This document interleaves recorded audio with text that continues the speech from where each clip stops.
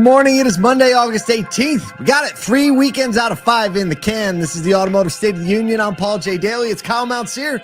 Today we're talking about Rivian having a different playbook, ex-Tesla Supercharger people having a different playbook, and CEOs kind of having a different playbook. Yeah. No. Didn't even put that together until I started talking about it, but it's kind of true. It's the playbook day. I don't know if everyone's noticed, but like there's something shifting in all the things in the economy and sentiment. There's, I mean, some people have opinions on what that might be, but like, I think just generally speaking, like sentiment wise, you and I talk to a lot of people, interact with a lot of people, visit a lot of people. There seems to be a sentiment shift. We haven't talked about it at all. I'm just kind of calling it out right now. I think that's right. You know what also I noticed this morning, and this was like, I just don't pay attention to this enough. Have you looked at Bitcoin recently? Yeah. Oh my goodness. Yeah. Where did that come from? Bitcoin, ETH. There's a lot of institutional money going into crypto. It's silly. And actually, I saw an article last week about, I mean, it's not a topic of the show today, but I saw an article talking about how the stock market, dollars in the stock market is actually overall shrinking, right? As far as they measure the velocity, and a lot of it's going into crypto. So that's changing things. What else? I posted a video on LinkedIn, which was an image that I uploaded into Grok's image generator, and it made like this little 5-second video. And my kids and I were talking about how are we ever going to believe that anything is real? Like, how are we actually going to do that? And people talk about things encoded into video files and being flagged when it's AI. And I don't know. I think blockchain tech has something to do with it. It has to have something to do with it. Authenticated, yeah, this is real. This hasn't used it. I don't know. We're not solving those problems today, though, but we are solving some problems for you on Wednesday. We have an upcoming ASOTU Edge webinar with our friends at Widewell. It's the 2025 halftime report on dealer reputation. We've got a peek at the data. We're going to be with our friend Matt Murray live on Wednesday at 2 p.m. You can sign up by going to ASOTU.com, registering for it, and we're going to see what dealer reputation has been doing. A couple surprises in there. And obviously, second half of the year, a couple of adjustments we can make. So we hope you learn a little something, help your store move forward, help your reputation and your scores move forward by joining us at that webinar. We can help them solve those problems. That's right. And no macroeconomic ones. Matt Murray is just one of those like cool guys. Like I think he's on my top 10 list of cool guys. Like you just I agree. He's just always chill. Like he's like, okay, here we go. He's like, oh yeah.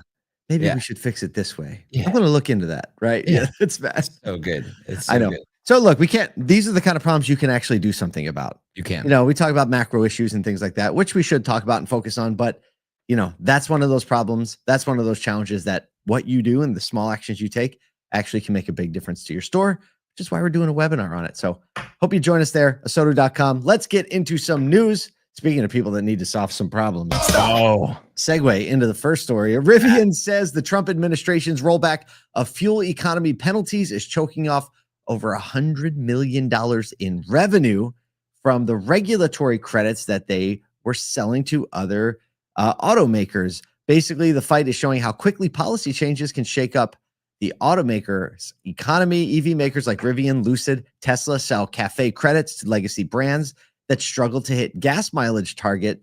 The National Highway Transportation and Safety Administration, NHTSA, froze compliance after the rollback of the CAFE standards, leaving credit deals in limbo. Rivian already negotiated deals it now can't close.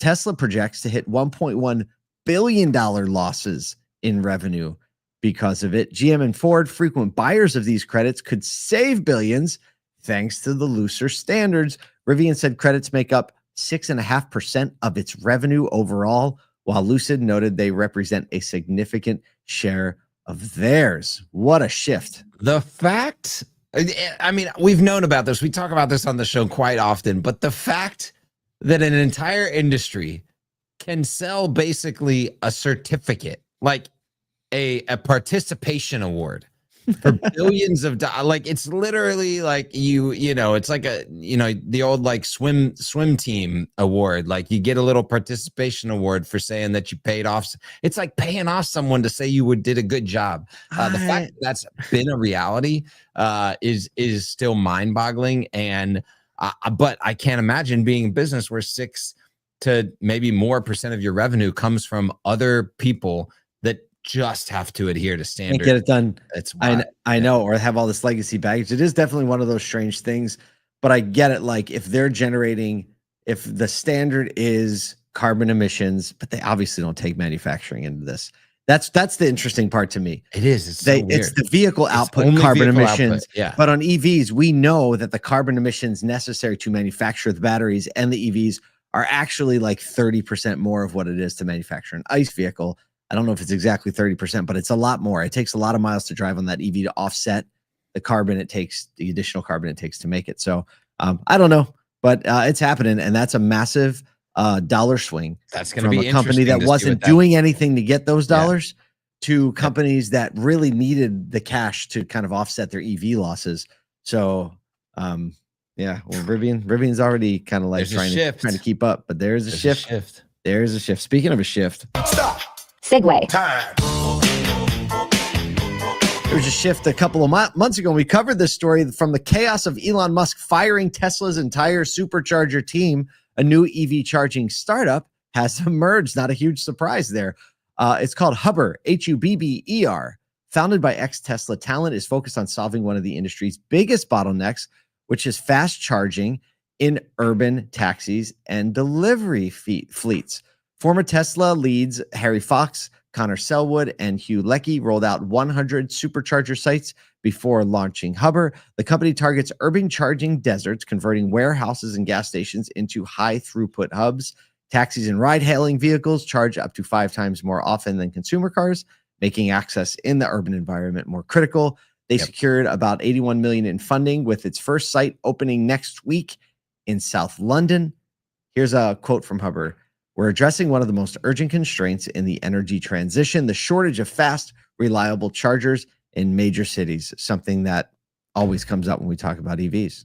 I mean, this is where I think if I was a startup that was focused on hardware and software and didn't just want to build software, cared about EVs, this is where I would start, because I think that there's so much blue sky on this, and the real estate that could be accessible for this. I love that they're focusing on like warehouse places that maybe can be torn down very easily, stood up with a bunch of superchargers, and all of a sudden you're off to the races. Kudos to them. And I think, I mean, this is like one of those places where I think a lot of people should and could be focusing, and still has plenty of demand to go in these urban areas where charging is tough to find. It makes sense. It makes sense that they're doing this in Europe. Obviously, we're seeing a lot of articles about the US falling behind in EV adoption overall. So it makes sense that they're not trying to do something here in the US, because if you start an urban center, you need the EVs to fill it. But you can definitely see, as these ride hailing services, Uber, Tesla, Lyft, like the need for some of these urban charging, you know, it seems like things could come back together on this, although it might get a little awkward if it's Tesla. Well, I think that it's really, I think that Elon is actually firing people intentionally so that they can go start their own companies. Right, that's the way they can solve the problem. Right, get out of here. You're fired. Get out of here. You can't solve anything more here. Go solve do this your own problem thing. and I'll buy it back. Right. Yeah, right. Speaking of coming back. Stop. Segue Time.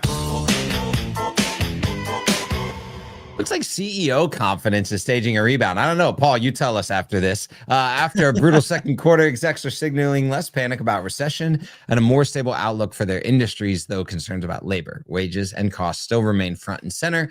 The confidence index rose to 49 in Q3, all the way up from 34. That's 15 points, fam, in Q2. Recession fears fell sharply, 36%. Expect one in the next 12 to 18 months, compared to 83% last quarter. So people are saying, hey, look, we don't think there's going to be a recession. Like, foot on the gas pedal. Job outlook flipped. 34% of CEOs are planning cuts versus 27% planning to hire, the first net negative since 2020. So people are planning cuts over hiring. The most CEOs still plan to raise wages 3% in the next year. So even though as they freeze capital spending, and cost pressure is the highest from suppliers at 71%, materials at 64%, and tech at 63%. Most are looking to boost productivity through automation and upskilling. We talk about AI and the upskilling a ton. So There's a lot of interesting nuggets in here. Number one, I'm always confident. I'm just kidding. No, but I always believe, see, the fact that we are in this industry, I think just leans naturally towards a confidence because this industry is one that always kind of figures it out and keeps moving forward. Super surprised that second point. I literally ignore it when people talk about a recession. I feel like we've been talking about the possibility of recession especially now for the last 5 years. The last 5 years. Like it's all like, so the fact that like we're even talking about it, it doesn't even register in my brain anymore. No. Right? Is it a recession, inflation, stagflation? I don't know. I'm going to quote my good friend Greg Sioka Sr., Sioka Automotive. He said, if you talk about a recession long enough, you'll find yourself in the middle of one. Ooh. He's like, that's why we don't talk about it. I am it's interesting to me, and I don't know if I'm missing something, that we have this optimism happening, right? We're not going to have a recession. Things are growing. However, there's still more people planning job cuts than planning hires, which I think ties into the AI disruption that is happening, right? Like, because typically speaking, you get a lot of optimism. What are we going to do? We're going to hire people and build new stuff. No, right? We're going to do more with less. But they're not saying we're not going to build new stuff. Like, it's crazy. Yeah, I know. That's the world we're living in. But I mean, this is good news in general for the industry. People feel optimism, right? More revenue. They're buying stuff, including cars. Suppliers are out there. People are developing new products. And so I can't see one single downside to that piece of news. No, you? Let's go. All right, let's go. Look, it's Monday. We still have a heck of a month to go. We have 2 full weekends to go. We have a lot of time to sell cars and close out August and the summer in a super strong way. Starts today. We'll see you tomorrow.